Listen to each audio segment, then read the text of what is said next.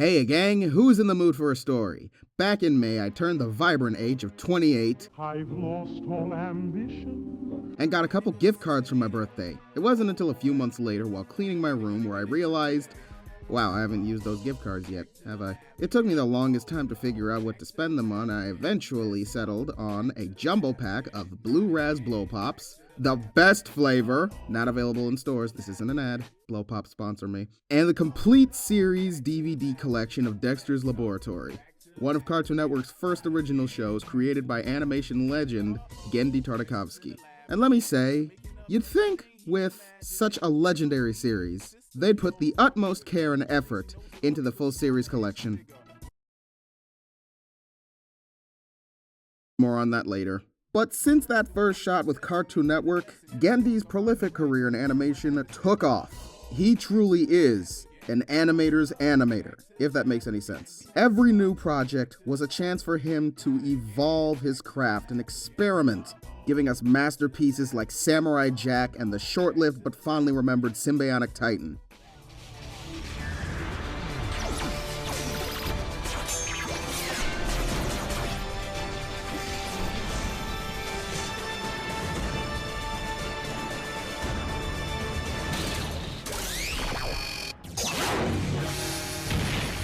Even something like Hotel Transylvania, a CG animated film, with the pacing and comedic timing of a 2D cartoon. Genndy's always trying to push the medium of animation to see what he can do next, and that's what makes him one of the greats. But alas, I suppose, greatness never lasts, as Genndy's recent cinematic opus has been extremely divisive, to say the least. I'm of course talking about Netflix and Sony's latest animated romp, Fixed. And lordy lord, let me tell you, it's such low effort duty water, like, oh my god, sex jokes and swearing? How original. How can the man responsible for Dexter hiring a stripper that one episode bring himself to do something so crass? This ain't it, did Ramsey Pop write this? I am your bitch. I'm here to show you the most Chris, no one's laughing yet. Don't you know animation spells cinema? Ahem.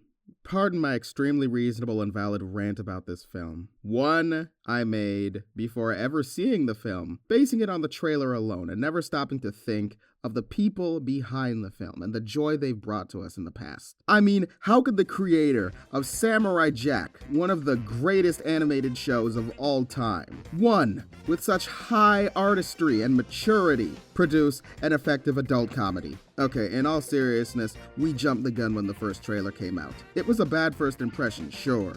But to get so angry to the point of harassing Sony, Netflix, and Genndy on social media, to anyone who did that, you're giving all us animation fans a bad name. Your self-destructive shenanigans assure that Cartoon She will have a long, fruitful career on YouTube. I love you. Like, K-pop Demon Hunters had just come out, and you're sending death threats to the studio you've just been glazing 2 seconds ago? Like, cool it and cut Genndy some slack. This was a project he'd been developing since 2008. Originally about a whole group of different animals going on a road trip called Buds. Buds? Let's be Buds! Let's be Buds! The project was meant to capture the banter and camaraderie of Genndy's IRL friend group, which I think is the coolest thing ever. Who wouldn't want to model a film project after their best friends and the dumb shenanigans they got up to? Further down the production pipeline, an exec told Genndy that the project needed more of a hook. Said executive suggested making all the characters dogs, with the major conflict being one of them realizing they're going to be neutered the next day. Genndy and his team of course loved the idea and reworked the entire thing into being Fixed. How can you still be angry at Genndy knowing what fiery passion he had to see this through? It truly feels like this project meant a lot to him. And like, God forbid an artist makes something for themselves after years of entertaining us, right? What blasphemy. Now, I'm not gonna act like Fixed is the perfect movie, I know what that looks like. Nor is it Genndy's best work. Which again, it's not a film for everyone. It's pretty reliant on sexual and or gross out humor. which interestingly enough wasn't all Genndy's doing. Executives had to encourage him to be more crude. So all y'all blowing smoke at him can shut up. Plus, the humor in question tends to drag on a lot. Take, for instance, the character Lucky. In one scene, he's casually eating what he thinks is a protein bar, but is actually cat poop. He's loudly chewing on it. The other characters look disturbed. He's oblivious. They point out what he's eating. He denies it, then acknowledges it, continues eating it while lamenting how gross it is. He finishes up and swallows, licking his chops of any loose dingleberries, then remarks, "Well, that was disgusting." I'm certain I started growing gray hairs by the time that joke was over and done with. And I can handle my gross out humor just fine, but not lazy gross out. However, I can commend Genndy on daring to put the ugly truth out there so early on. What ugly truth? Well, hold on to your hats for this one, folks, because it's a real doozy. Dogs are gross, and Fixed isn't afraid to show it off. They eat poop and other excrement, oftentimes their own, love drinking out of the toilet, they'll hump anything whilst in heat, and for dog's sake, they greet each other via sphincter smelling. That's your butthole. Hats off to Genndy for sticking to his somewhat nuanced portrayal, as most other movies I've seen in my lifetime portray dogs as goofy, well-meaning, oblivious troublemakers who happen to poop in the wrong places sometimes. All extremely clean-cut and marketable, while dogs in real life are just as cute, loyal, friendly, and cuddly as they are destructive, oftentimes aggressive, loud, disgusting, and yes, hormonal. Like, hey, maybe The Secret Life of Pets would have been more entertaining if it were R-rated. Please note, this is not a hit piece on dogs. I love dogs to death, but we can't allow movies and social medias to distract us from the uncomfortable truth. With all that said, Fixed is still a thoroughly entertaining and oddly heartwarming movie. Peel back its layers, and you'll find it's a sweet story about friendship, what it means to love someone as well as love yourself, with a hint, just a hint, of a commentary on societal beauty standards and toxic pageant culture. Wowee, roughly 8 minutes into the video, huh? I think now is as good of a time as any to actually discuss the film. Fix your attitude. The movie stars Bull, a clever yet crass pit bull who takes extreme pride in his Goodfellas. He and his next-door neighbor, a female Borzoi show dog named Honey, have been friends since the puppy years and secretly harbor feelings for one another. Yet their own insecurities, or their demons, keep them from admitting it to one another. With Honey being such a pampered, star-studded show dog, Bull believes that he's below her standards.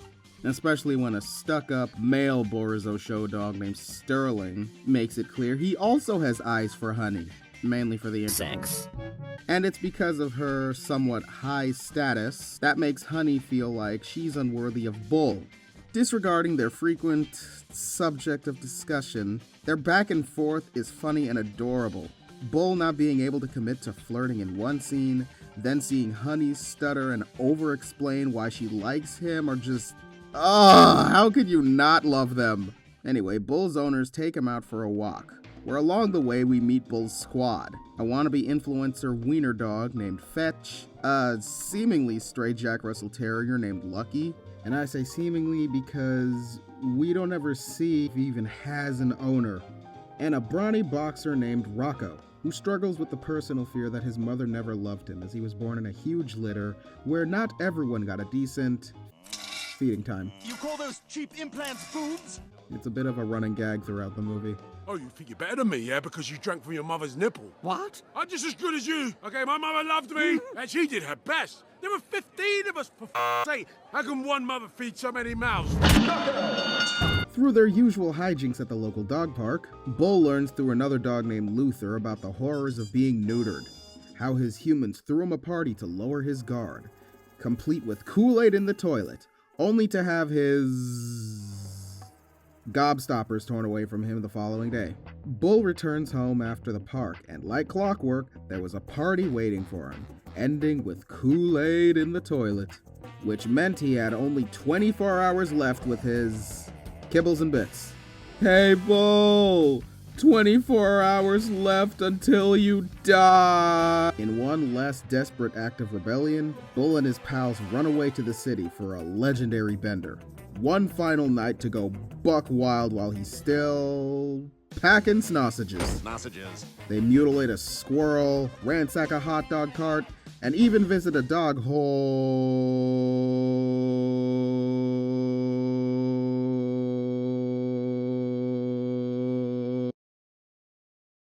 party house, but not before a pit stop to Honey's dog show, where the gang witnessed the horrors of toxic pageant culture. Every one of their four-legged brethren studded out and treated as show ponies to be showered with praise or scolded for not winning. Some behaving as if they were brainwashed, some conditioned to hate themselves immediately for any flaw the judges found. While not an overt commentary, it really does paint a picture as to how nerve-wracking this atmosphere could be for a dog. Anyway, back at the doggy funhouse, Honey and Bull get caught up in a classic, "this isn't what it looks like" mishap with another female Borazzo named Molasses, right before the dog catchers arrive to break up the merriment, while elsewhere, Lucky has a heart-to-heart with an intersex Doberman named Frankie, where he reveals his reckless actions and gross tendencies aren't all that they seem. It's a constant personal battle he has to learn to love himself, an elaborate search for identity and truth.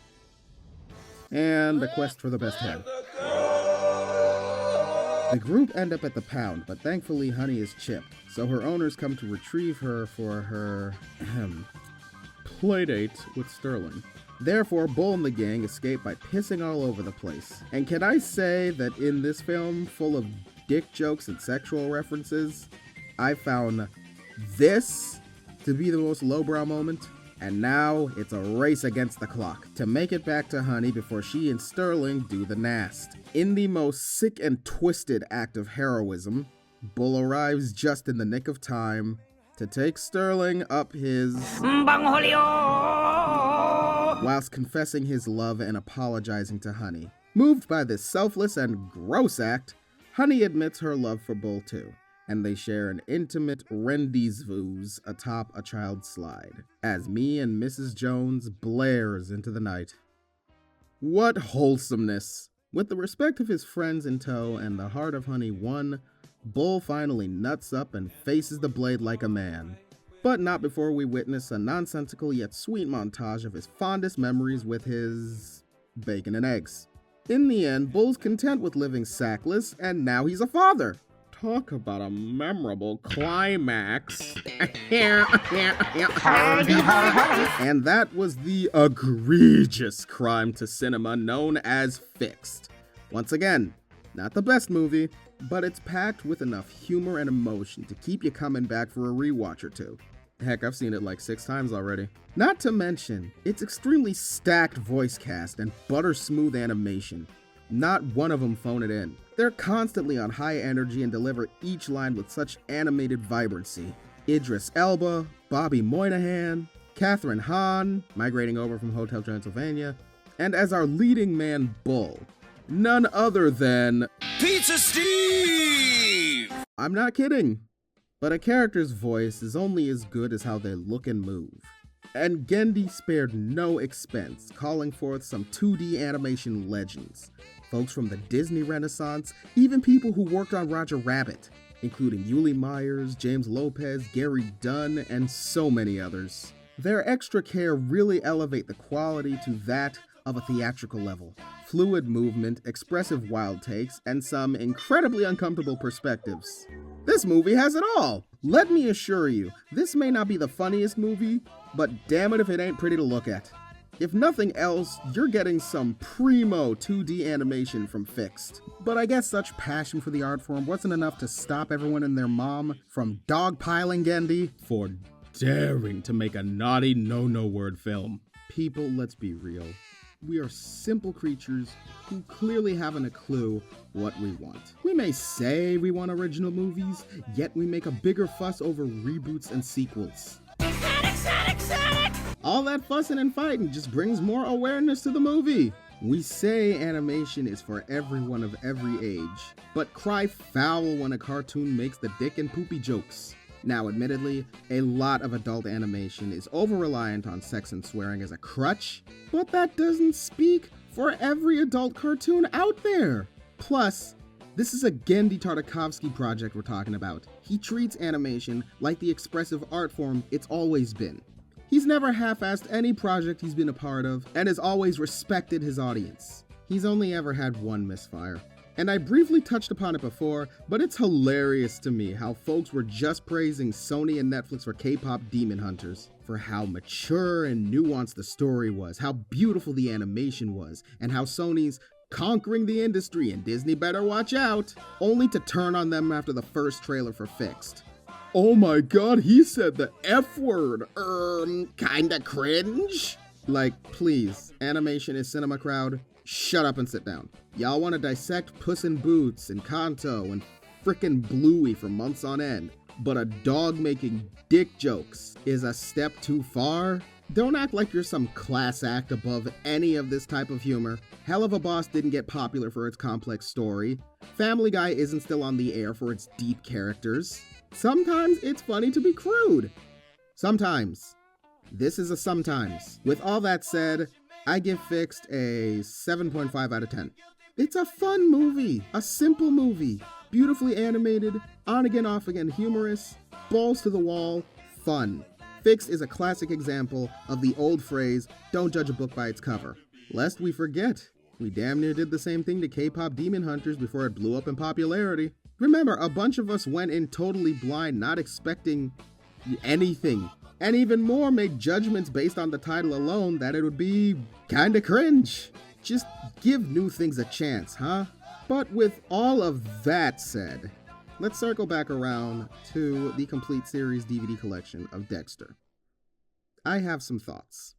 What went wrong here? I mean, yes, you have every episode plus the Ego Trip TV movie, but no audio commentary from the crew? No never before seen concept art or animation reels? Not even a special interview with Tartakovsky himself? No special features of any kind. Not to mention the episodes are out of order. For one, the actual first episode, DD Dimensional, is the last one to play on Disc 1. The pilot is thrown onto Disc 2, and Dexter's rival, Mandark's intro, is both on Disc 1 and Disc 2. Like, who is in charge of putting this together? Were any of the original team consulted? Why does WB care that little about preserving physical media? I mean, compare that to the Powerpuff Girls 10th anniversary DVD collection. Not only did it have every episode in order, plus the holiday and the 10th anniversary specials, but also the original Whoop-Ass Stew films, a documentary helmed by Craig McCracken himself, and audio commentary by Mojo Jojo, 2 of the original Cartoon Network Groovies music videos, and more. It's a total bang for your buck, while Dexter manages to accomplish the bare minimum. But at the end of the day, I'm glad to own it. Since Warner Brothers cares so little about preserving their classic properties, we gotta do it. Especially for the animated ones. It's worth the cost to keep the flame glowing. Tangent over. If you made it to the end of the actual movie review, thanks a lot. Have you seen Fixed? If not, are you going to? And if so, how much did you love or hate it? Or are you somewhere in the middle? Leave your thoughts down in the comments and let's talk about it. If you enjoyed my review, don't forget to like the video, share it with your friends, and subscribe for more. Your support makes a world of difference. Seriously. Hey, I ain't too proud to beg now, but I am so close to 500 subscribers, and apparently having 500 or more makes you eligible for monetization. So if you could please share my channel around, get me up to or past 500 subs, that'd mean a lot.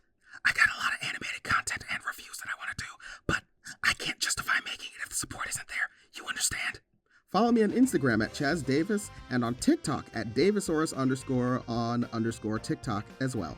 Until we meet again, friend.